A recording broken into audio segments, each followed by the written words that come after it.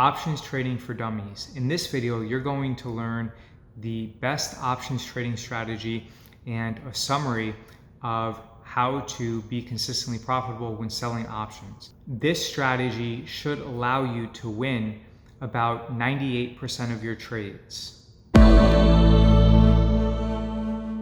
When trading options, you can either buy options or you can sell them.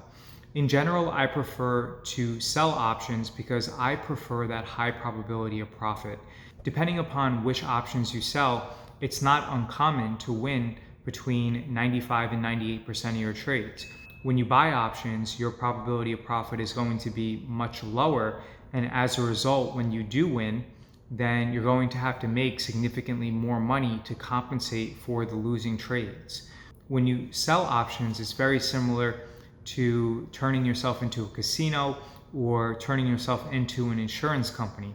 For example, right now it is around August 20th, 2021, and I believe Amazon's 52-week high is about 37.73. And Amazon reported earnings about 3 weeks ago. It fell about $230 after it reported. Currently, it's trading at about $32.50, I believe. So about $500 off of its 52-week high. In that situation, you can sell a put on Amazon and agree to buy it, and you can receive money for agreeing to buy Amazon at a lower price than it's currently trading at. Now you get to choose which strike price you want to sell. For example, if you agree to buy Amazon at $2,900, then you're going to receive significantly more money than you will if you agree to buy Amazon at $2,500. So that's the decision that you have to make. In general, I like to sell the option that is further out of the money because it reduces stress and also reduces the likelihood that the position will be challenged. So whereas many people will feel more comfortable selling the $2,900 and potentially receiving about $15 a share or about $1,500 per contract, I would feel much more comfortable selling the $2,500 and collecting about $400 to $500 for every contract that I sell. What I like to do is keep a small watch list of about 15 stocks, and I get comfortable with their trading range. Then once I see that one of those stocks is trading at the low end of its range, I will then sell a put. If one of those stocks is trading at the high end of its range, I will then sell a call option.